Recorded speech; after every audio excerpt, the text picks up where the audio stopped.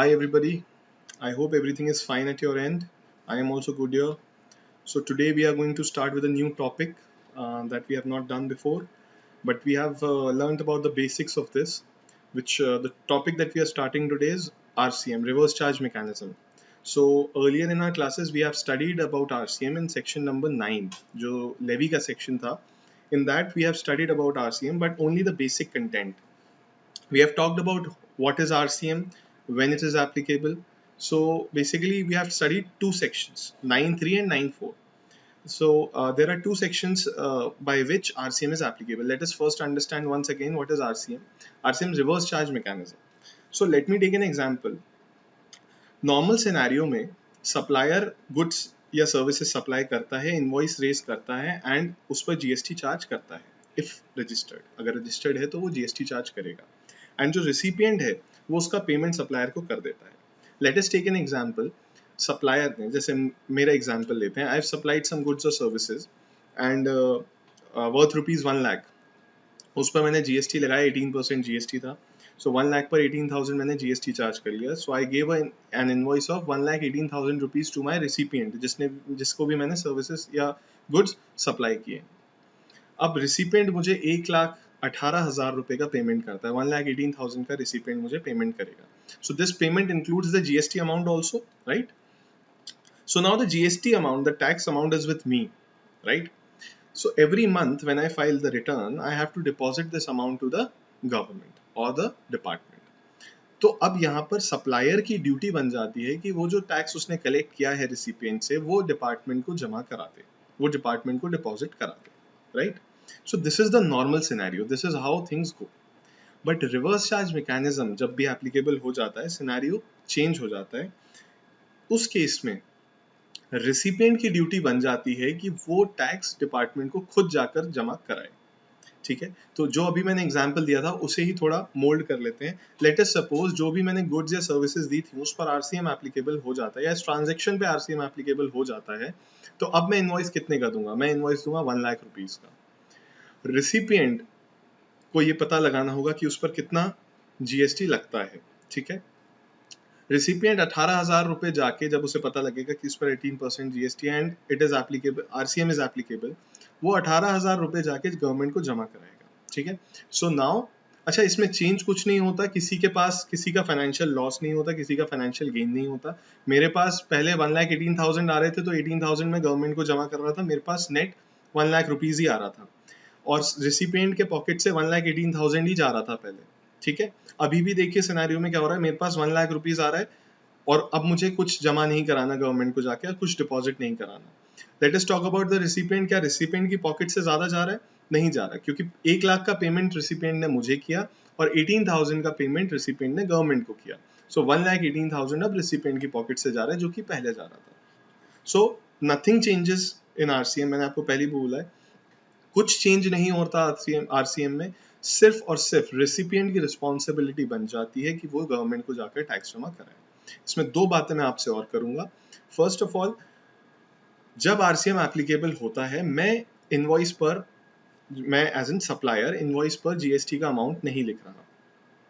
तो अब क्या टैक्स इनवॉइस कौन जनरेट करेगा? Because I am not doing it, I mean supplier is not doing it. तो क्या रिसिपिएंट को टैक्स इनवॉइस जनरेट करना पड़ता है? जी हाँ, रिसिपिएंट को इनवॉइस जनरेट करना पड़ेगा, उस पर टैक्स का अमाउंट लिखना पड़ेगा, that this is the service on which, और दिस इज द गुड्स और services on which I have paid tax on RCM basis, जिसको मैंने गवर्नमेंट को जमा कराया. अपने रिकॉर्ड के लिए उसे रखना पड़ेगा. सेकंड, क्या जो आरसीएम पर टैक्स जमा कराया रेसिपिएंट ने, उसका क्रेडिट वो ले सकता है?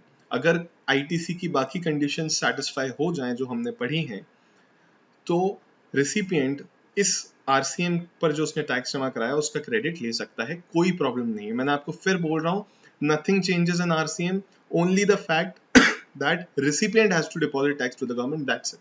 आईटीसी जैसे पहले मिल रहा था वैसे ही मिलेगा, जितना जेब से उसका, पॉकेट से उसका एक्सपेंस हो रहा था उतना ही होगा. There is nothing which is changing, right? Third, अगर सर रेसिपिएंट ने पैसे जमा नहीं कराए, टैक्स जमा नहीं कराया गवर्नमेंट को, then in that scenario what will happen? So let me tell you, अगर इस टाइप का सिनेरियो अंडरटेक होता है, तो हमने जब सेक्शन 9 पढ़ा था तभी हमने पढ़ लिया था, फॉर द अबव 2 सेक्शंस ऐसा लिखा हुआ था, recipient will be considered to be all the provisions of this act will apply to the recipient as if he is the supplier. मतलब सप्लायर की जो सारी ड्यूटीज होती हैं वो सारी रेसिपिएंट की ड्यूटीज बन जाएंगी और सप्लायर पे जो सारी पेनल्टीज और इंटरेस्ट लगता था वो अब रेसिपिएंट पे लग जाएगा. मतलब अगर आरसीएम एप्लीकेबल हो रहा है और रेसिपिएंट ने गवर्नमेंट को वो टैक्स डिपॉजिट नहीं किया तो सप्लायर को कोई प्रॉब्लम नहीं होगी. गवर्नमेंट सप्लायर से टैक्स नहीं मांगेगी क्योंकि इस केस में रेसिपिएंट की ड्यूटी थी, उसे डिपार्टमेंट को टैक्स जमा कराना था. सो द गवर्नमेंट और the department is going to penalize the recipient की आपकी ड्यूटी थी, आपने टैक्स नहीं जमा कराया. ऑलराइट, सो ये हमने बात कर ली. Now let us talk about, there are two sections that we talked about in RCM, 9.3 and 9.4. So why are there two sections and what is the difference? क्योंकि concept तो एक ही है, then why give two sections? एक ही section में काम चल जाता, but there are two sections. So let us see what is the difference. We have already discussed this, but let us do it once again. So 9.3 and 9.4 there are two sections. 9 दोनों ही RCM के sections हैं. दोनों के effect में change क्या है ये देख लेते हैं. 9.3 बोलता है, 9.3 एप्लीकेबल किस पर होता है? स्पेसिफिक गुड्स एंड सर्विसेज पे. मतलब 9.3 बोलेगा अगर आपने ये गुड्स सप्लाई किया तब आरसीएम लग जाएगा, राइट? अगर आपने ये सर्विस सप्लाई की तब आरसीएम लग जाएगा. So these are 9.3 section is goods and service specific, right? 9.4 में ऐसा नहीं है. 9.4 में पर्टिकुलर गुड्स या पर्टिकुलर सर्विसेज की बात नहीं करता. 9.4 is talking about specific persons, वो लोगों की बात करता है. वो बोलता है कि सप्लायर अगर अनरजिस्टर्ड है और रेसिपिएंट अगर रजिस्टर्ड है, I am repeating, if the supplier is unregistered and the recipient is registered, दोनों कंडीशन एंड है बीच में, दोनों कंडीशन सेटिस्फाई होनी चाहिए, तब आरसीएम लग जाएगा. आप देखिए यहाँ पर गवर्नमेंट ने क्या करना चाहा. सप्लायर अनरजिस्टर्ड है तो वो जीएसटी चार्ज कर नहीं सकता, राइट? बट रेसिपिएंट रजिस्टर्ड है तो क्या होगा उस केस में? रेसिपिएंट से बोलेंगे आप जो भी परचेज करके लाए हो या जो भी परचेज आपने की है गुड्स की या सर्विसेज की, आप उस पर टैक्स जमा कराइए और इनपुट लीजिए अगर मिल सकता है तो, ठीक है? सो गवर्नमेंट ने very smartly they tried to, मतलब अगर कोई अनरजिस्टर्ड है भी तो भी उस पर उसके कुछ पोर्शन पर जीएसटी लगवा दिया. कैसे? क्योंकि आरसीएम पे बोल दिया, आरसीएम पे रेसिपिएंट को टैक्स पे करना पड़ेगा. अगर अनरजिस्टर्ड टू अनरजिस्टर्ड अगर सेल हो रही है, GST is not applicable. Registered to unregistered हो रही है तो एप्लीकेबल हो गई, क्योंकि रजिस्टर्ड है तो वो जीएसटी चार्ज करेगा. अनरजिस्टर्ड टू रजिस्टर्ड हो रही है तब भी उन्होंने बोला आरसीएम लग जाएगा 9.4 के अकॉर्डिंग, ठीक है? तो दोनों में डिफरेंस समझ में आ गया. 9.3 is for specific goods and services, मतलब अगर लेटेस्ट से मैं बोलूं कैश्यू नट्स पर, कैश्यू नट्स के सप्लाई पर जीएसटी आरसीएम बेसिस पर लगेगा, तो उस केस में क्या होगा? I am talking about particular goods. मैं ये नहीं बोल रहा कि वो सप्लायर के बारे में बोल रहा हूँ, वो रजिस्टर्ड है या नहीं है, इस टाइप की बात नहीं कर रहा हूँ. 9.4 की जब बात करें, वो कह रहा है मुझे गुड्स से मतलब नहीं है. If you are unregistered and the recipient is registered, आप अगर मोबाइल फोन भी बेचते हो तो उस पर जीएसटी लग जाएगा रिवर्स चार्ज बेसिस पर, ठीक है? तो आप लोगों में से कुछ लोगों को प्रॉब्लम होगी, सर ये तो अनरजिस्टर्ड है, इसकी ये सप्लाई कर रहा है तो इस पर तो जीएसटी लगना ही नहीं चाहिए. सो आप समझो, आप इसको ऐसे समझिए कि गवर्नमेंट अपना टैक्स ब्रैकेट बढ़ा रही थी, गवर्नमेंट अपना टैक्स ब्रैकेट बढ़ाना चाह रही थी, तभी उन्होंने ये प्रोविजन लेकर आए. तो इसमें क्या हो रहा है, बहुत टैक्स ब्रैकेट इंक्रीज हो रहा है. बट जितना अच्छा ये प्रोविजन टैक्स ब्रैकेट को एक्सपैंड करने के लिए लग रहा है, उतना ही प्रॉब्लमेटिक था. हमने क्लास में भी डिस्कस किया था इस बात को.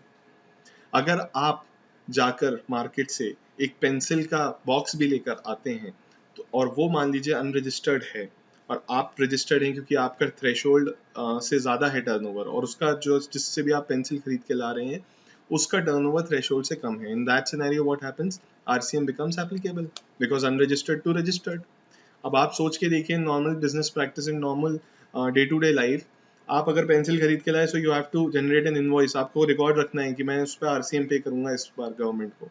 So it became very problematic, और इस टाइप की बहुत सारी चीजें हम रोजाना में परचेज करते भी हैं. So then government introduced a monetary cap on it, कि पहले 2,500 रुपए था, फिर 5,000 कर दिया कि 5,000 से ऊपर की चीज अगर आप परचेज करोगे तभी ये प्रोविजन एप्लीकेबल होगा. सो 2 कंडीशंस लगा दी कि अनरजिस्टर्ड टू रजिस्टर्ड होगा और 5,000 से ऊपर की परचेज होगी तब एप्लीकेबल होगा. सो जो हम पेंसिल बॉक्स की बात कर रहे थे वो तो यहाँ सिनेरियो से हट गया, लेकिन क्या 5,000 से ऊपर की भी कई चीजें ऐसी होती हैं जो हम normal day to day life में परचेज करते हैं? बिल्कुल करते हैं sir. So in this case थोड़ा प्रॉब्लमेटिक हो रहा था बिजनेसमैन को, स्पेशली बिकॉज जीएसटी नया नया आया था, तो लिमिट अगर थोड़ी और बढ़ा दी जाती then it would have been still fine. So 5,000 still a petty amount nowadays. So इन्होंने क्या किया, they have suspended this provision. ये सिर्फ 3-4 महीने के लिए एप्लीकेबल था. 13 अक्टूबर आई गेस, 13 अक्टूबर को नोटिफिकेशन आया था, तो उन्होंने क्या किया था, इसे हटा दिया था, सस्पेंड कर दिया था 31 मार्च के लिए. फिर उन्होंने एक और अमेंडमेंट एक्ट आया, तो उसमें उन्होंने चेंज कर दिया that now this provision will be applicable only when government will notify. जब गवर्नमेंट नोटिफाई करेगी और स्पेसिफिक लोगों के लिए ये लाएगी. So not every unregistered and registered person will be applicable. So अभी करंट सिनेरियो में बात करूं मैं, अगर करंट सिचुएशन इस प्रोविजन की बात करूं, अभी ये प्रोविजन एप्लीकेबल नहीं है. गवर्नमेंट ने कोई भी पर्सन स्पेसिफाई नहीं करे हैं कि इन पर ये प्रोविजन एप्लीकेबल होगा. So exam point of view से ये प्रोविजन इंपॉर्टेंट नहीं है. तो हम फोकस अपना किस पर करेंगे, we are going to focus on 9.3. Sir 9.3 इतना बड़ा है क्या, इतना फोकस करना पड़ेगा, एक पूरी क्लास होगी उसके लिए. बिल्कुल सर, 9.3 इतना ही बड़ा है. तो लेट अस सी. अच्छा, एक चीज और बता देता हूँ आपको. आपको लगेगा कि सर थोड़ी बोरिंग है क्लास और ये समझ में नहीं आ रहा, मतलब समझ में एज इन आप बस बताते जा रहे हो कि इस पर आरसीएम एप्लीकेबल होता है. मैं आपको बता दूं आरसीएम के क्वेश्चंस किस टाइप से आएंगे. स्ट्रेट फॉरवर्ड क्वेश्चन आना मुश्किल है, स्ट्रेट फॉरवर्ड क्वेश्चन आना मुश्किल है. It is a little tough according to me. थोड़ा सा दे भी सकते हैं क्वेश्चन की इस पर एप्लीकेबल है या नहीं है, इस टाइप से पूछ सकते हैं. बट ये जो प्रोविजन है ये ऐसे आता है एग्जाम में, आपको सर्विसेज दे देंगे कि ये गुड्स और ये सर्विस एक डीलर ने सप्लाई की है. तो उसमें से अगर आपको 10 सर्विसेज या 10 सप्लाईज दे दी, उनमें से 3 के ऊपर आरसीएम लग रहा होगा. तो जब आप आंसर लिखेंगे तो आप अगर उसमें सारा लिख देंगे कि सप्लाई में सब कुछ इंक्लूड कर देंगे और आरसीएम को अलग से नहीं दिखाएंगे, तो प्रॉब्लम हो जाएगी. ठीक है, तो ये जो कॉन्सेप्ट है ये नॉर्मल क्वेश्चंस में मिक्स होके आएगा. So you have to be very careful. ठीक है ना. चलिए सर, अब हम स्टार्ट करते हैं कि किस किस पर ये 9.3 एप्लीकेबल होता है. हम पहले सीए मॉड्यूल से स्टार्ट करेंगे थोड़ा सा, and then we'll go back to my notes. एक चीज और बता देता हूँ, सीएस के लिए, सीए के लिए तो जो मैं पढ़ा रहा हूँ पूरा एप्लीकेबल है A to Z. सीएस के लिए मैं बता देता हूँ, एज सच आपके मॉड्यूल में इतना डिटेल में नहीं दिया हुआ, but still I would suggest कि थोड़ा सा ही पार्ट है. आई थिंक 1.5 आवर की क्लास होगी. If you go through it, कोई प्रॉब्लम नहीं होनी चाहिए आपको. आप थोड़ा सा पढ़ लें, to be on a safer side. Exam में आ सकता है, एग्जाम में डेफिनेटली आ सकता है, क्योंकि आपके सिलेबस में रिवर्स चार्ज मैकेनिज्म तो उन्होंने टॉपिक में इंक्लूड कर दिया है. आपके मॉड्यूल में भले ही ना हो, लेकिन उन्होंने टॉपिक में इंक्लूड करा हुआ है, तो एग्जाम में आने के चांसेस हैं. So just to be on a safer side, बहुत ईजी है, बहुत सिंपल है, बस गो थ्रू कर लेना, आप काम हो जाएगा. So we are going to start with this now. I would suggest कि आप इसे गो थ्रू कर लें, it would be better for you. So it is this class is for both CA and CA students. चलिए, सबसे पहले बात करते हैं, हमने 9.3 में बात की थी गुड्स एंड सर्विसेज की. So let us talk about goods. यहाँ पर देखेंगे गुड्स लाइक कैश्यू नट्स, ठीक है, bidi wrapper leaves, tobacco leaves, supply of lottery, silk yarn, used vehicles, seized and confiscated goods, old and used goods, waste, scrap, raw cotton, इन सब पर RCM applicable होता है. तो हमने कैश्यू नट्स देखा, बीडी रैपर लीव्स देखी, टोबैको लीव्स देखी, सप्लाई ऑफ लॉटरी देखा, सिल्क यार्न देखा. मैं आपको बता दूं, यहाँ पर जितने भी cashew nuts, bidi wrapper leaves, tobacco और सिल्क यार्न, ये सारे हैं, ये जब एग्रीकल्चरिस्ट होता है कोई, जब सप्लायर एग्रीकल्चरिस्ट होता है, तभी आरसीएम एप्लीकेबल होता है. ठीक है, आपके बुक में ये नहीं दिया हुआ, but cashew nuts, bidi wrapper, tobacco और सिल्क यार्न के केस में अगर सप्लायर एग्रीकल्चरिस्ट है और रिसिपिएंट रजिस्टर्ड पर्सन है, तभी आरसीएम एप्लीकेबल होगा. ठीक है, आपकी बुक में नहीं दिया तो आपको सिर्फ ये याद करना है कि इस पर्टिकुलर कमोडिटी पर, इस गुड्स पर या सर्विस पर आरसीएम एप्लीकेबल होता है. ठीक है, चलिए नेक्स्ट हम बात करते हैं what are the services on which RCM is applicable. ये डिटेल में दिया हुआ है. नोटिफिकेशन नंबर 13 2017 से एप्लीकेबल हो गया था. So basically before GST came into picture, ये उसके पहले का नोटिफिकेशन है, तो मतलब जीएसटी जैसे ही आया ये नोटिफिकेशन एप्लीकेबल था. So let us go to the notes. चलिए आइए, मैं पहले जो ये एग्जैक्टली जो नोटिफिकेशन आया था उसकी कॉपी है, आपके नोट्स में भी यही दिया हुआ, आपके स्टडी मटेरियल में भी यही दिया हुआ है. So we'll go through this. At the end of the lecture we'll simplify it. तो घबराने की बात नहीं है, ओहो इतना टेक्स्ट हेवी है, यहाँ पर ये लिखा हुआ है, ये समझ में नहीं आ रहा, वो समझ में नहीं आ रहा। Just be calm, don't worry, have some faith in me. मैं आपको बहुत इजी बना दूंगा ये क्लास के एंड तक, ठीक है। चलो सबसे पहले देखेंगे किस सर्विस की बात कर रहा है। वो कह रहा है supply of services bye goods transport agency. हमने क्लास में ऐसी बात की थी, मैंने आपको थोड़ा थोड़ा ऐसे हिंट दे दिया था कि जीटीए के ऊपर लगता है। GTA, what is GTA? GTA is a goods transport agency, मतलब बेसिकली सप्लाई करता है वो कौन सी सर्विसेज? ट्रांसपोर्टेशन सर्विसेज, ठीक है। सब सब किसकी ट्रांसपोर्टेशन? पैसेंजर्स की या गुड्स की? भैया नाम में ही गुड्स ट्रांसपोर्टेशन एजेंसी है, ठीक है ना। तो गुड्स की ही बात कर रहे हैं, पैसेंजर्स की बात नहीं कर रहे हैं यहाँ पे। तो इस पर आरसीएम लगता है। ये मैं आपको बता दूं, ये सर्विस टैक्स में भी जब ये सर्विस थी तब उसके ऊपर भी आरसीएम लगता था। एक बार गवर्नमेंट ने कोशिश की थी, जब मनमोहन सिंह जी की सरकार थी तब उन्होंने ट्राई किया था कि जीटीए के ऊपर टैक्स लगा देते हैं।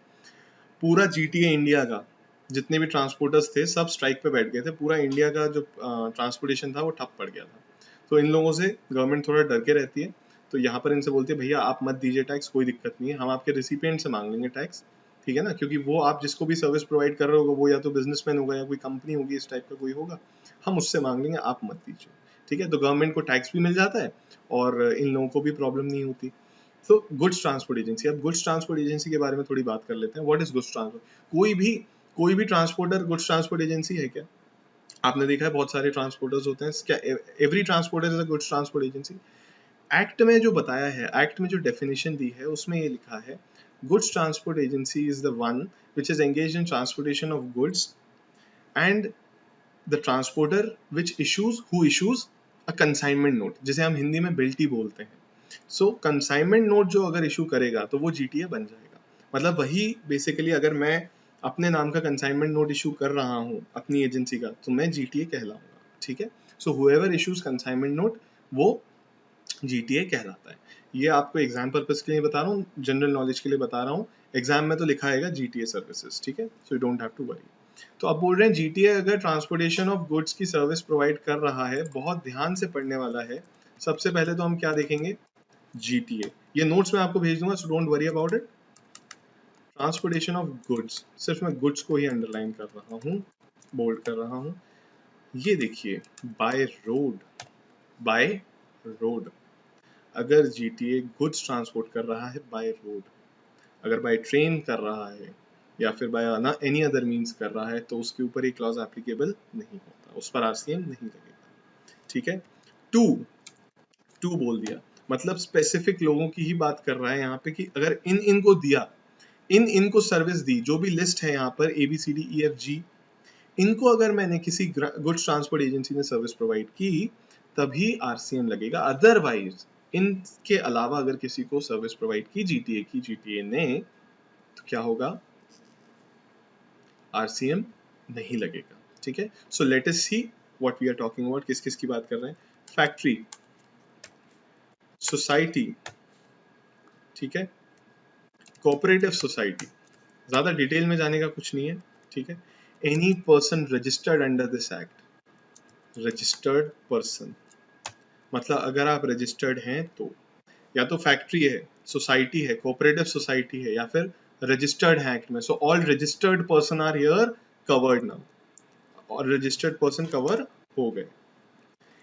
Any body corporate, body corporate का मतलब आप सब समझते हैं, समझदार हो गए हैं अब तो, कंपनी की बात कर रहे हैं। So any company availing GTA service, they have to pay RCM, tax on RCM basis, ठीक है। Any partnership firm, whether registered or not under any other law, ठीक है, किसी और लॉ में रजिस्टर्ड है या नहीं है उससे फर्क नहीं पड़ता। Casual taxable person.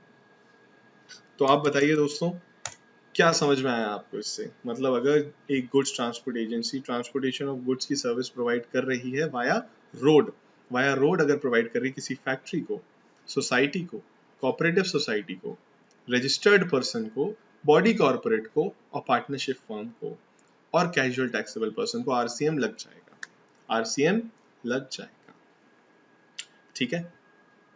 चलिए, वेरी गुड। यहाँ पर जो आपने यहाँ लिखा हुआ है ये एग्जैक्टली रिसिपिएंट। यहाँ हम कैटेगरी, ये देख लीजिए एक बार, मैं सॉरी आपको चार्ट का थोड़ा बताना भूल गया।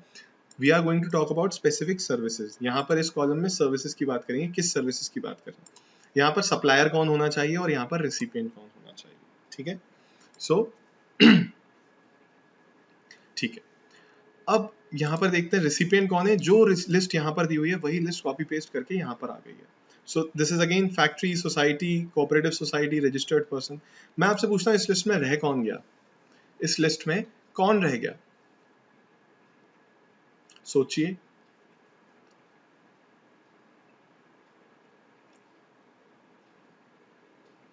इस लिस्ट में अनरजिस्टर्ड पर्सन रह गया।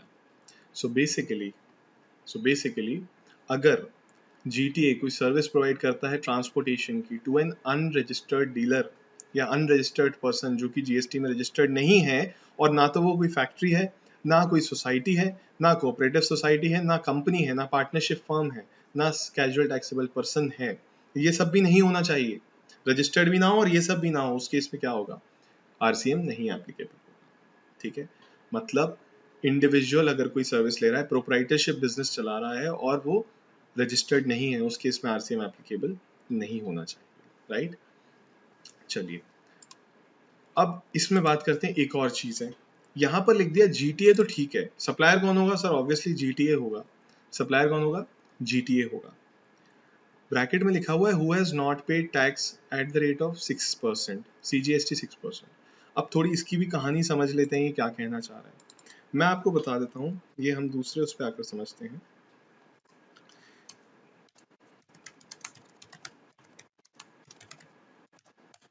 RCM को भूल जाइए, अलग कॉन्सेप्ट की बात कर रहा हूँ, गुड्स ट्रांसपोर्ट एजेंसी की बात कर रहा हूँ। गुड्स ट्रांसपोर्ट एजेंसी पे रेट क्या लगता है, रेट ऑफ GST क्या है। इस पर है सर दो रेट, क्या है, एक है 5% और एक है आपका 12%। 5 मतलब 2.5 CGST, 2.5 SGST या फिर 5% IGST, ठीक है।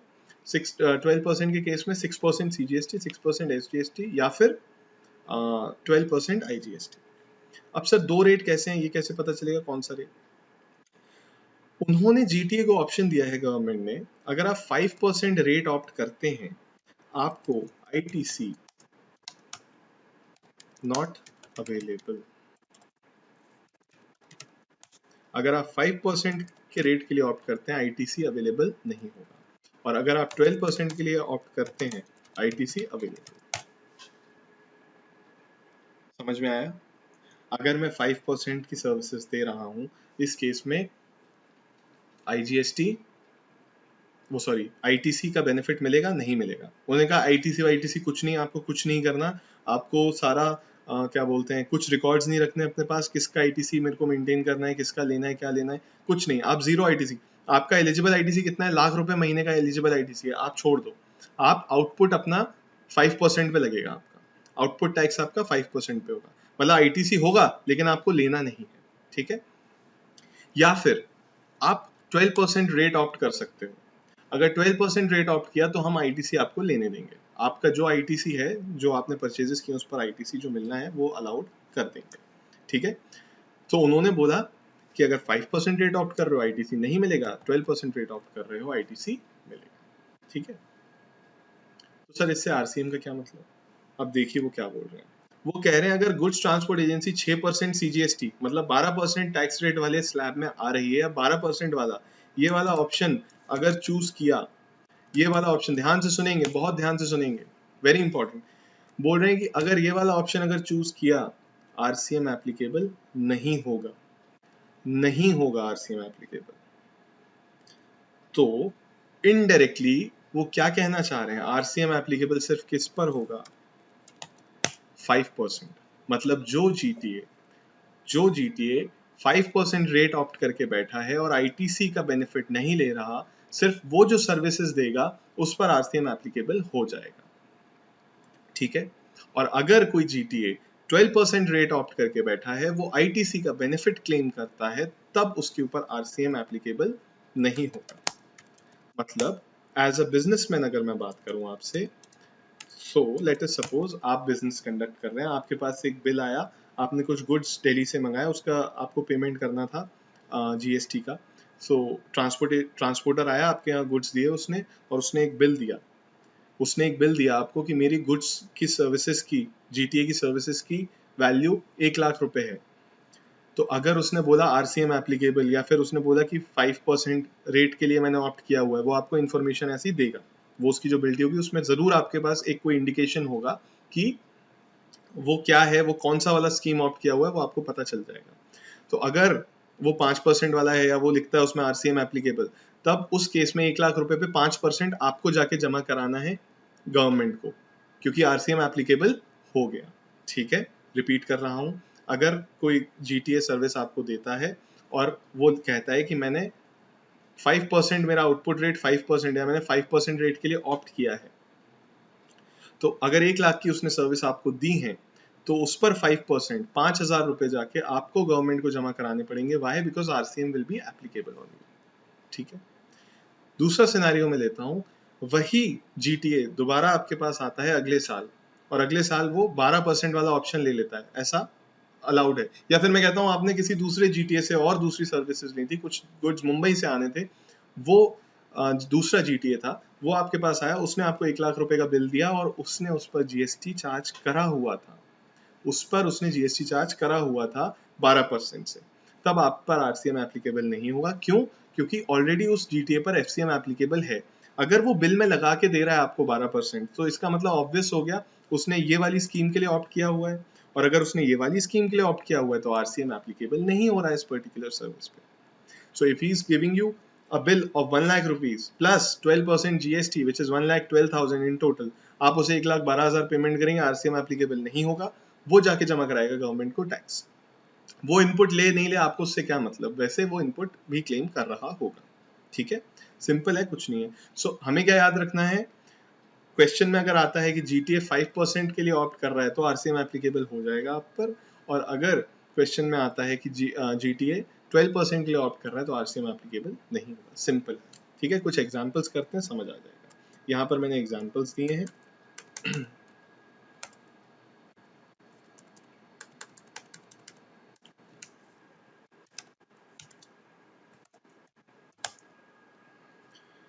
नंबर 1, जीटीए 12% की सर्विस, 12% रेट के लिए ऑप्ट किया है उसने, और जीटीए किसको सर्विस प्रोवाइड कर रहा है? कंपनी को। आरसीएम नहीं लगेगा। क्यों नहीं लग रहा? बिकॉज 12% रेट इज ऑप्टेड, 12% पे आरसीएम नहीं लगता। वो आपको जो बिल देगा बाकायदा उस पर वो जीएसटी चार्ज करेगा आपसे। ठीक है, जीटीए 5% के लिए ऑप्ट किया है, वो जो सर्विस प्रोवाइड कर रहा है वो कंपनी को प्रोवाइड कर रहा है, आरसीएम लग जाएगा, जी बॉस लग जाएगा। ठीक है, इसके बाद एक दो और कर लेते हैं, चलिए।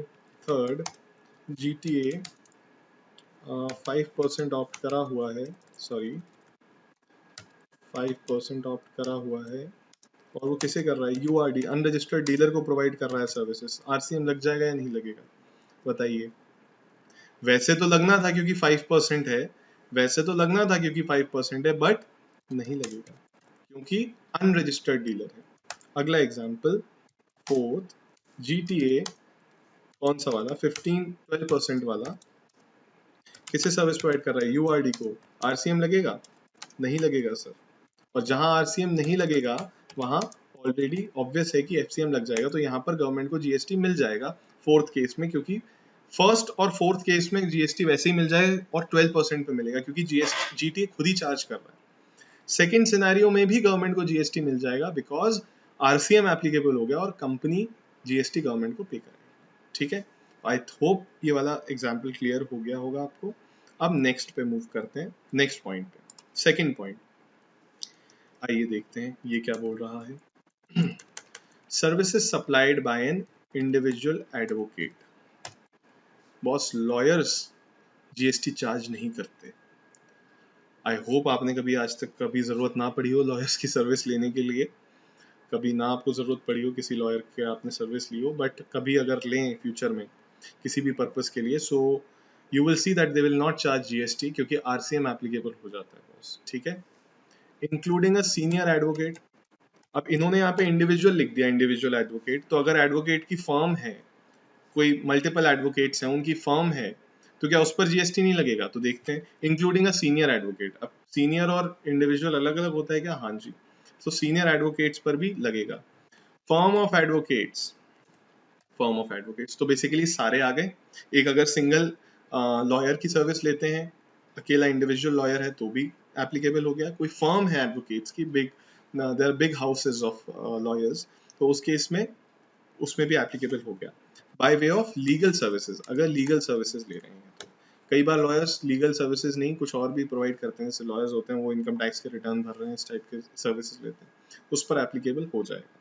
ठीक है, डायरेक्टली और इनडायरेक्टली, किसी के थ्रू या किसी और के थ्रू ले रहे हो, किसी ने सॉलिसिट करा हो आपको, तो दोनों ही केस में आरसीएम एप्लीकेबल हो जाएगा। लीगल सर्विसेज मतलब means any services provided in relation to advice, consultancy और assistance in any branch of law in any manner और includes representational work before the court और ट्रिब्यूनल।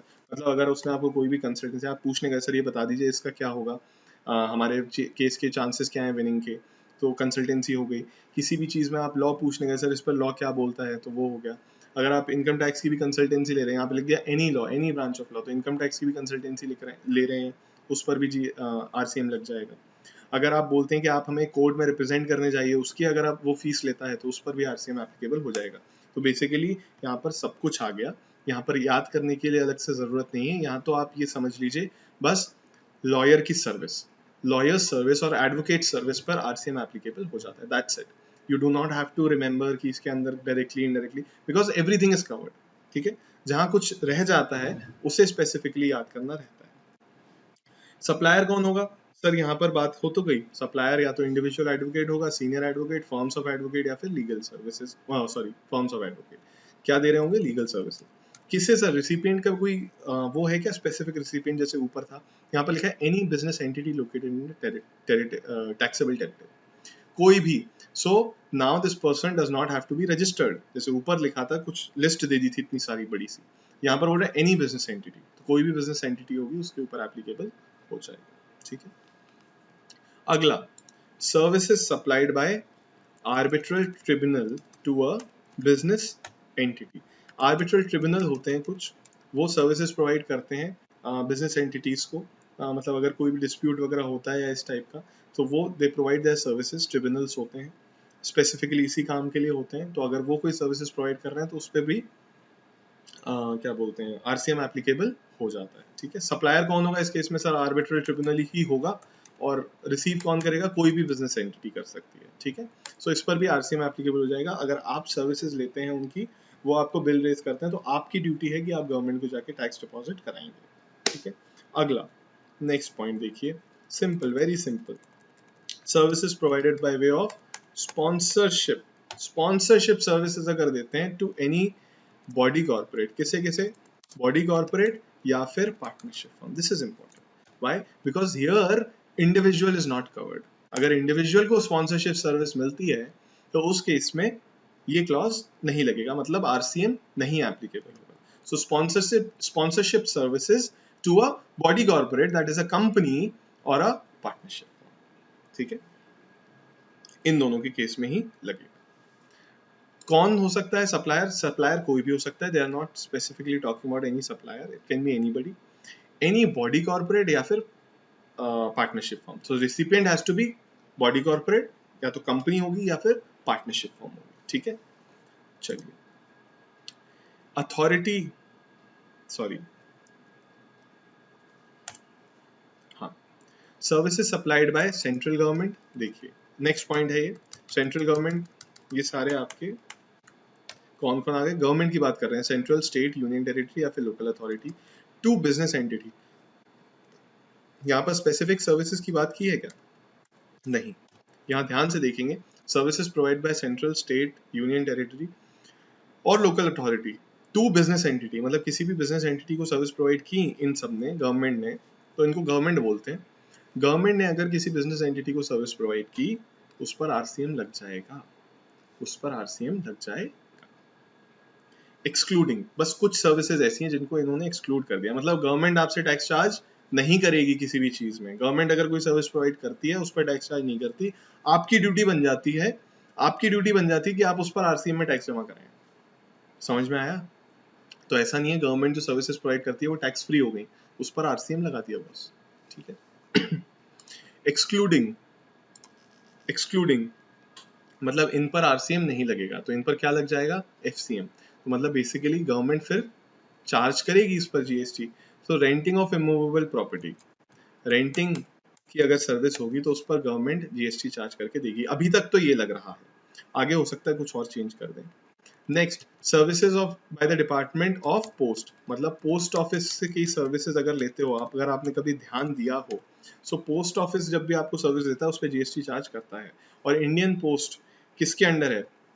पोस्ट, इंडियन पोस्ट की बात कर रहे हैं यहाँ पे। स्पीड पोस्ट जो है वो गवर्नमेंट ऑफ इंडिया की ही है। तो अगर वो इंडियन पोस्ट की बात कर रहा हूँ, अगर वो कोई सर्विसेज देता है तो उस पर जीएसटी लगा देते। क्यों? क्योंकि यहाँ पर एक्सक्लूजन्स में आ गया वो।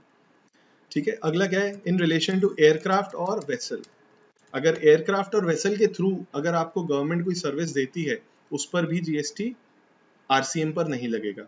ठीक है, या तो गवर्नमेंट चार्ज करेगी या फिर एग्जेम्प्ट होगा। ठीक है, आरसीएम नहीं लगेगा। ट्रांसपोर्टेशन ऑफ गुड्स एंड या फिर और पैसेंजर्स, अगर गवर्नमेंट आपको कोई ट्रांसपोर्टेशन ऑफ गुड्स या फिर ट्रांसपोर्टेशन ऑफ पैसेंजर्स की सर्विसेज प्रोवाइड कर रही है उस पर आरसीएम तो नहीं लगेगा बॉस। ठीक है, मतलब उस पर गवर्नमेंट चार्ज करेगी। आपने देखा है आईआरसीटीसी रेलवे का, आपको जो कभी टिकट ध्यान दिया है कि जीएसटी लगता है उस पर? नहीं सर, हम तो ध्यान देते ही नहीं है, हमारे पापा मम्मी या कोई करा देता है, तो बस हम तो ट्रैवल करना जानते हैं, हम जीएसटी वीएसटी इतना कभी दिमाग ही नहीं लगाया। तो कभी लगा लेना, गलती से देख लेना, next time you travel just see that on your ticket there is a particular amount of GST which is charged. ठीक है, गुड्स तो आप क्या ट्रांसपोर्ट कराएंगे, वो बिग हाउस मतलब बिजनेस हाउसेस कराते हैं। तो पैसेंजर के केस में आप जरूर देख सकते हैं that GST is charge by the government, RCM वगैरह का केस नहीं। ठीक है, आइए नेक्स्ट इस पे आते हैं। कह रहे हैं सर्विसेज सप्लाई। अच्छा, यहाँ पर सप्लायर कौन होगा सर? सारी गवर्नमेंट आ जाएंगी इसमें, और recipient any business entity. So it is the same. ठीक है, तो गवर्नमेंट अगर कोई सर्विसेज प्रोवाइड कर रही है तभी है, रेंटिंग पर नहीं है आरसीएम, और पोस्ट पर नहीं है, एयरक्राफ्ट वेसल पे नहीं है, और गुड्स और पैसेंजर्स पे नहीं है, ट्रांसपोर्टेशन पे नहीं। सो गवर्नमेंट अगर रेंटिंग प्रोवाइड कर रही है उस पर आरसीएम नहीं है, स्पीड पोस्ट की सर्विस प्रोवाइड कर रही है, अदर पोस्ट की सर्विस प्रोवाइड कर रही है उस पर आरसीएम नहीं है, एयरक्राफ्ट और वेसल की सर्विस प्रोवाइड कर रही है उस पर आरसीएम नहीं है, गुड्स और पैसेंजर्स की सर्विसेज प्रोवाइड कर रही है ट्रांसपोर्टेशन की, उस पर आरसीएम नहीं है। मतलब गवर्नमेंट ही चार्ज करेगी जीएसटी, आपको आरसीएम में जमा नहीं कराना जाके। ठीक है, अगला point, services supplied by government, central government, state government, सारे बेसिकली जो ऊपर लिखे थे गवर्नमेंट आ गया। By authority of, by way of renting of immovable property to a person registered under GST. ऊपर क्या था? एनी बिजनेस एंटिटी, और यहाँ पर क्या कर रहे हैं? यहाँ पर एक्सक्लूडिंग नहीं है, ध्यान से देखेंगे। यहाँ पर बोला, यहाँ पर ये बोला, ऊपर क्या बोला था पहले ये देख लो। गवर्नमेंट अगर कोई भी सर्विसेज प्रोवाइड करेगी बिजनेस एंटिटी को, उस पर आरसीएम लग जाएगा, लेकिन रेंटिंग की सर्विस दे रही है तो उस पर आरसीएम नहीं लगेगा। तो अभी तक रेंटिंग पर आरसीएम नहीं लग रहा था if provided by the government. अगले पॉइंट में क्या बोल रहे हैं? अगर गवर्नमेंट रेंटिंग की सर्विस रजिस्टर्ड पर्सन को प्रोवाइड करती है तो उस पर आरसीएम लग जाएगा। अगर गवर्नमेंट रेंटिंग की सर्विस रजिस्टर्ड पर्सन को प्रोवाइड करती है तो उस पर आरसीएम लग जाएगा। तो अगर यहां हम एक बार एग्जांपल लेके देखें, तो फर्स्ट सीजी अनरजिस्टर्ड डीलर को रेंटिंग की सर्विस दे रही है, आरसीएम लगेगा? बताइए सर। नो। ठीक है, क्योंकि रेंटिंग पे नहीं लगता, लेकिन उन्होंने बोला बाद में लगता है। कब? अगर रजिस्टर्ड पर्सन हो।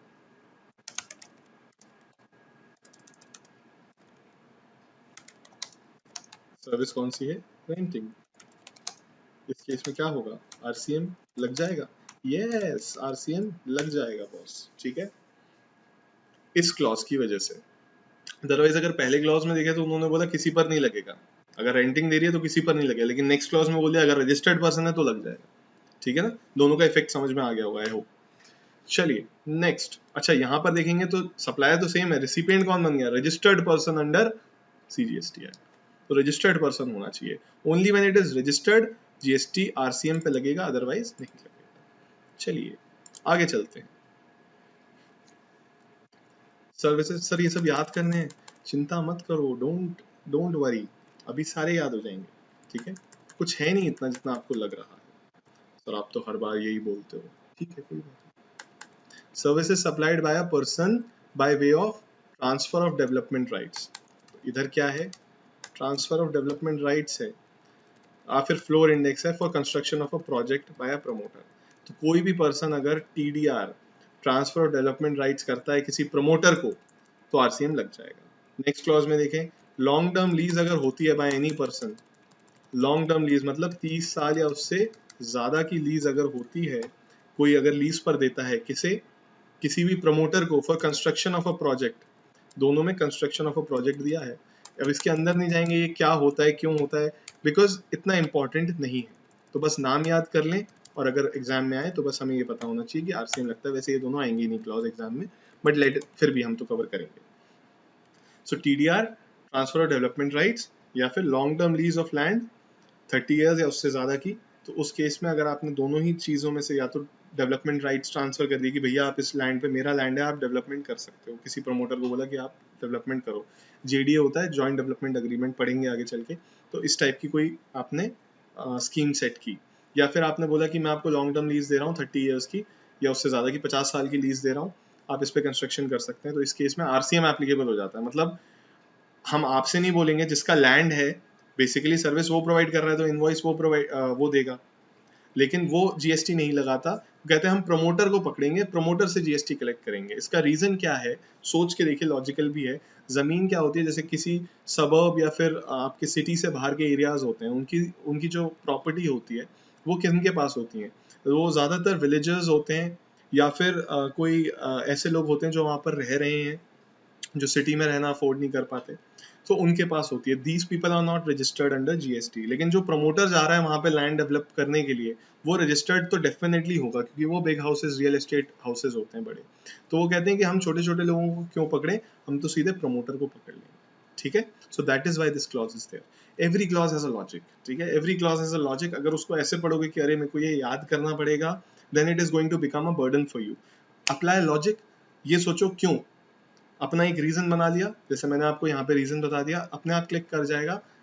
गवर्नमेंट ने भी बनाया तो कुछ रीजन था ना, जैसे जीटी का मैंने बताया, वो देते ही नहीं है टैक्स, तो फिर गवर्नमेंट ने बोला ठीक है भैया मत दीजिए, हम तो आपके रिसिपिएंट से ले लेंगे टैक्स। ठीक है, so in this case also I told you the reason why this is applicable. अगला, services supplied by a director of a company, director of a company या फिर body corporate to the said company. मतलब services supplied by director, director को कर दूं बस, director जो services देता है उस पर आरसीएम लगता है। मतलब डायरेक्टर बिल देगा, डायरेक्टर अपनी सर्विसेज का बिल देगा कि मैंने आपको इतनी सर्विसेज दी तो मैं जीएसटी चार्ज कर रहा हूँ, नहीं, आरसीएम लग जाएगा। मतलब कंपनी को जीएसटी पे करना है आरसीएम बेसिस पर। ठीक है, director will not give a bill of GST. Sir director services provide करता है, डायरेक्टर तो एम्प्लॉय होता है ना, एम्प्लॉय नहीं होता है डायरेक्टर कंपनी का। Director is not an employee of the company. ठीक है, ये एम्प्लॉयर एम्प्लॉय के रिलेशन से बाहर होता है, तो ये शेड्यूल 1 के उसमें कवर नहीं हो। चलिए, सॉरी शेड्यूल 3, शेड्यूल 1 नहीं।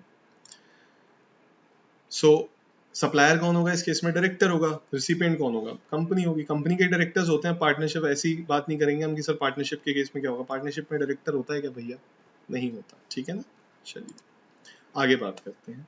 Services supplied bye an insurance agent, यहाँ पर क्यों ऊपर क्यों किया डायरेक्टर, अरे कंपनी को पकड़ो ना, 5-10 डायरेक्टर हैं, कहाँ उनके पास जाओगे, और वो रजिस्टर्ड भी नहीं होंगे। आप ये भी सोचिए वो रजिस्टर्ड नहीं होंगे, क्यों, एक ही कंपनी में डायरेक्टरशिप है, कितनी सर्विस प्रोवाइड करते हैं, थ्रेशोल्ड से नीचे ही होगा। 20 लाख की फीस मिल जाएगी क्या एक साल में, नहीं मिलेगी। सो कंपनी को पकड़ लो, कंपनी आरसीएम पे करेगी। इंश्योरेंस एजेंट, ये और अगला पॉइंट दोनों को क्लब करके पढ़ेंगे। इंश्योरेंस एजेंट या फिर रिकवरी एजेंट, कुछ रिकवरी एजेंट होते हैं कंपनी के, बैंकिंग कंपनीज के, कि जाके रिकवरी करके लाओ हमारे पैसे की, और कुछ इंश्योरेंस एजेंट होते हैं जो इंश्योरेंस बिजनेस में हेल्प करते हैं इंश्योरेंस कंपनीज की। तो इस केस में बोल रहे हैं सर्विसेज कौन प्रोवाइड कर रहा है, इंश्योरेंस एजेंट। सप्लायर कौन है, इंश्योरेंस एजेंट और रिकवरी एजेंट। तो आइडियली तो इसे जीएसटी लगा के देना चाहिए, और जो हमारा क्या बोलते हैं, जो इंश्योरेंस कंपनी है या फिर जो बैंकिंग कंपनी है उसे जीएसटी इन्हें देना चाहिए और ये जमा कराएंगे। बट इन यहाँ पर गवर्नमेंट ने बोला कि ये इन पर भी आरसीएम एप्लीकेबल हो जाएगा। वाई, इमेजिन एलआईसी को पकड़ना ज्यादा इजी है या उसके जो हजारों एजेंट चल रहे हैं आज की डेट में सिटी में, ग्वालियर की बात करूँ, हजारों एजेंट चल रहे हैं, उनको पकड़ना ईजी है। ठीक है, सो यहाँ पर उन्होंने बड़ी इंटेलिजेंटली बोला कि रिकवरी एजेंट और इन सब से हम नहीं करेंगे, आपसे लेंगे आरसीएम बेसिस पर। ठीक है सर, अगर इंश्योरेंस एजेंट रजिस्टर्ड नहीं हूँ, मैंने कब बोला रजिस्टर्ड होना या ना होना जरूरी है, यहाँ पर वो बात ही नहीं कर रहे हैं, यहाँ पर पर्टिकुलर सर्विसेज की बात कर रहे हैं। तो इंश्योरेंस एजेंट अगर कोई सर्विस प्रोवाइड करता है तो इंश्योरेंस कंपनी को आरसीएम बेसिस पर उस पर टैक्स जमा कराना पड़ेगा। उसका इनपुट ले सकते हैं, बिल्कुल ले सकते हैं, नो प्रॉब्लम। आइए अगला पॉइंट क्या है, अगर कोई, ये आ गए हमारे अरिजीत सिंह वाला क्लॉज आ गया, ये क्या बोल रहे हैं देखिए ध्यान से।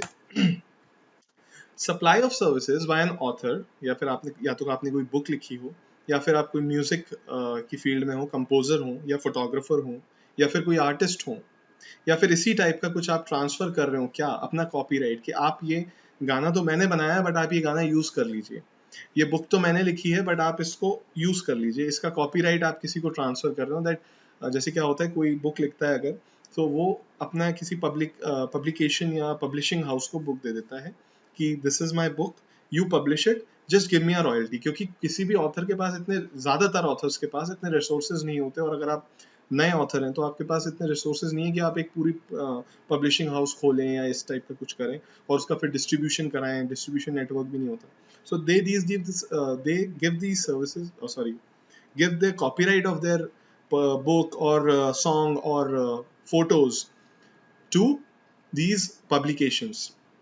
तो उस केस में क्या होता है, पब्लिक हाउसेस को, म्यूजिक कंपनीज को दे देते हैं। जैसे आपने देखा होगा टी सीरीज थी और बहुत सारे हैं, बहुत सारे हैं, lot of them, red chilli है। तो इस टाइप के हाउसेस को अगर आप दे देते हैं तो वो कहते हैं हम आपको क्या पकड़े, आप तो छोटे आदमी हैं, आप तो एक ऑथर हैं, आपने जिंदगी में एक बुक लिखी है, आपको उसकी रॉयल्टी मिल रही है। तो उस केस में हम क्या करेंगे, उस पब्लिशिंग हाउस को पकड़ लेंगे कि अगर आपने इससे कुछ इन्होंने आपको कॉपीराइट देने का कुछ चार्ज किया है तो उस पर जीएसटी आप जमा कराओ गवर्नमेंट को जाके। सप्लायर कौन है, author, music composer, photographer, artist. वो किसको सर्विस प्रोवाइड कर रहा है, पब्लिशिंग कंपनी को, म्यूजिक कंपनी को, प्रोड्यूसर को, या फिर इस टाइप की किसी भी कंपनी को। तो उस केस में क्या होगा, आरसीएम लग जाएगा। ठीक है, चलिए। Supply of services by members of overseeing committee to RBI. एक ओवरसीइंग कमिटी होती है, ये अपॉइंट भी कौन करता है, आरबीआई अपॉइंट करता है। ये अगर आरबीआई को कोई सर्विसेज देते हैं तो उस केस में आरसीएम लग जाता है। ठीक है, तो ये ओवरसीइंग कमिटी जो है वो जीएसटी चार्ज नहीं करेगी, आरबीआई आरसीएम पे जीएसटी पे करेगी। ठीक है, चलिए देखिए खत्म भी होने को आ गया, इतना डिफिकल्ट नहीं है, बस समझना है और कुछ नहीं करना, रिलैक्स होकर आराम से, जैसे मूवीज वगैरह देखते हो, सीरीज देखते हो कोई, तो उस टाइप से बस इस लेक्चर को देख लेना। Services supplied by individual direct selling agents other than a body corporate. तो कई डायरेक्ट सेलिंग एजेंट्स होते हैं या फिर डायरेक्ट सेलिंग एजेंट्स। देखिए यहाँ पर किसकी बात की, इंडिविजुअल डायरेक्ट सेलिंग एजेंट्स, तो छोटे आदमी की बात करें, अगेन फिर वही इंटेंट वही है। अगर ये कोई डायरेक्ट सेलिंग एजेंट कोई कंपनी वगैरह होती तो वो तो ऑलरेडी जीएसटी में रजिस्टर्ड होती, तो हमें ये क्लॉज लगाने की जरूरत नहीं पड़ती। अगर छोटा है कोई, जैसे हमने ऊपर इंश्योरेंस एजेंट्स की बात की या फिर रिकवरी एजेंट्स की बात की, तो बहुत सारे होते हैं, बहुत छोटे छोटे डीलर्स होते हैं, एजेंट्स होते हैं, तो इनको कहाँ पकड़ते फिरेंगे बॉस, कुछ नहीं, सीधे बैंक को पकड़ो या फिर इंश्योरेंस कंपनी को पकड़ो। ठीक है, तो ऐसे इंडिविजुअल डायरेक्ट सेलिंग एजेंट्स होते हैं other than body corporate, partnership, LLP, जो कि सर्विस कैसे प्रोवाइड कर रहे हैं, टू अ बैंक। अच्छा, अदर देन अंडरलाइन करने की जरूरत नहीं क्योंकि इंडिविजुअल लिख तो दिया वहां पे। ठीक है, टू बैंक या फिर एनबीएफसी, तो उस केस में क्या होगा बॉस, आरसीएम एप्लीकेबल हो जाएगा। कौन जमा कराएगा, बैंक या फिर एनबीएफसी जमा कराएगा सर आरसीएम बेसिस पर।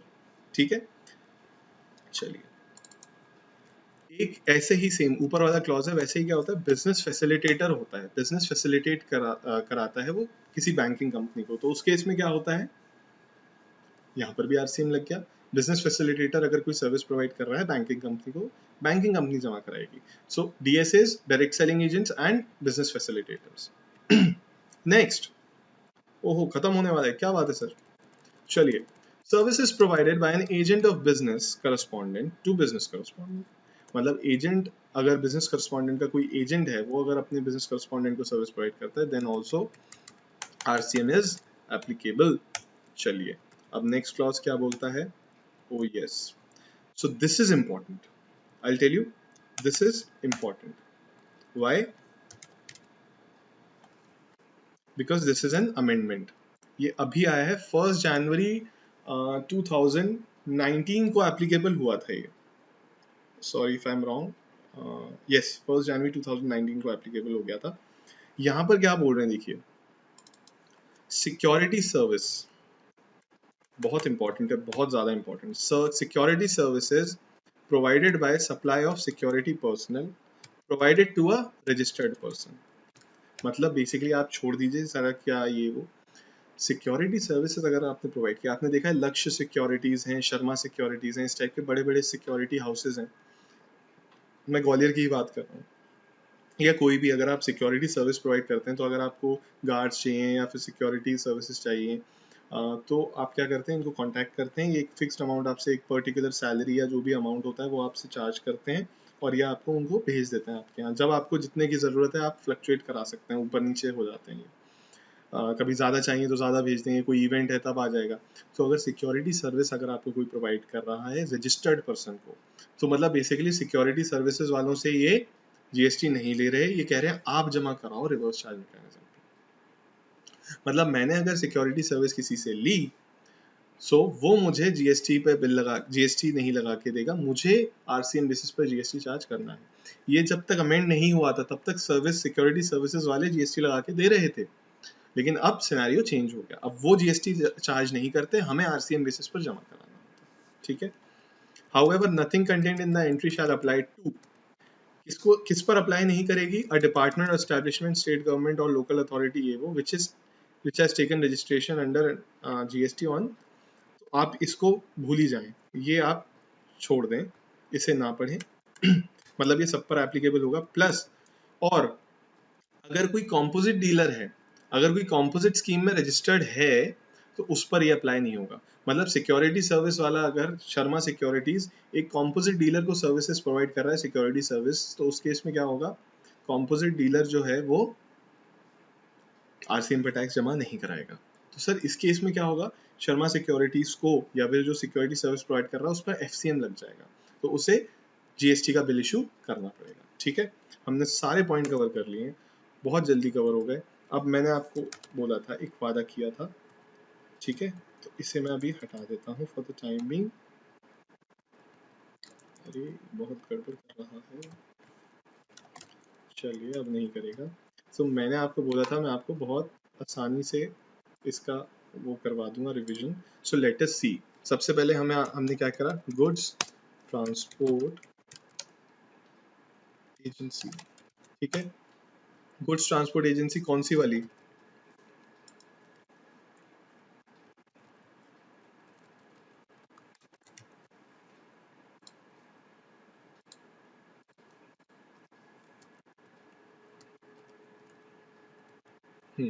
गुड्स ट्रांसपोर्ट एजेंसी कौन सी वाली सर, सर 5% वाली। ठीक है, 5% वाली। क्या बात है, ये अटक क्यों रहा है, थोड़ा सा प्रॉब्लम आ रहा है इसमें, चलिए नो प्रॉब्लम। नेक्स्ट हमने क्या करा था, इंडिविजुअल, स्क्रॉल भी काम नहीं कर रहा, स्क्रॉल लुक लग गया।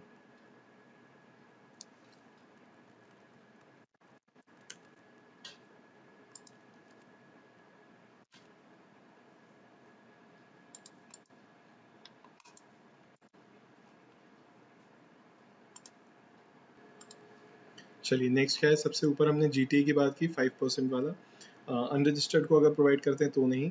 फैक्ट्री सोसाइटी, कोऑपरेटिव सोसाइटी, कोई भी रजिस्टर्ड पर्सन है, बॉडी कॉर्पोरेट मतलब कंपनी है या फिर पार्टनरशिप फॉर्म है या फिर कोई कैजुअल टैक्सेबल पर्सन है, उस केस में आरसीएम एप्लीकेबल हो जाएगा। नेक्स्ट हमने बात की थी एडवोकेट सर्विसेज की, इसमें इंडिविजुअल्स भी आ जाएंगे और फर्म भी आ जाएगी।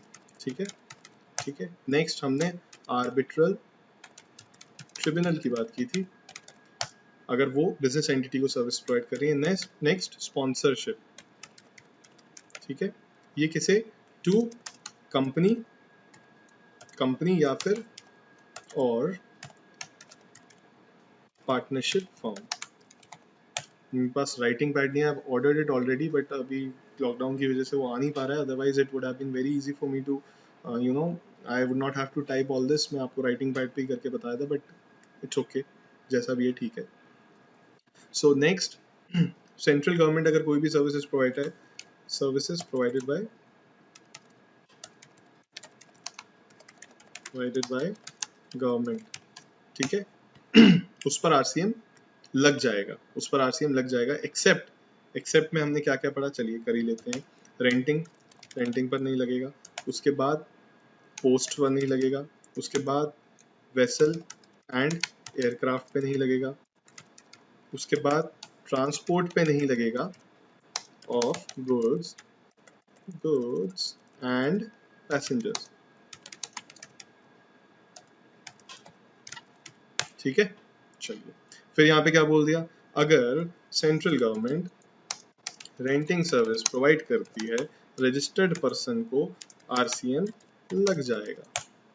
ठीक है, अगला ये दो पॉइंट है यहाँ पर, टीडीआर ट्रांसफर डेवलपमेंट राइट्स या फिर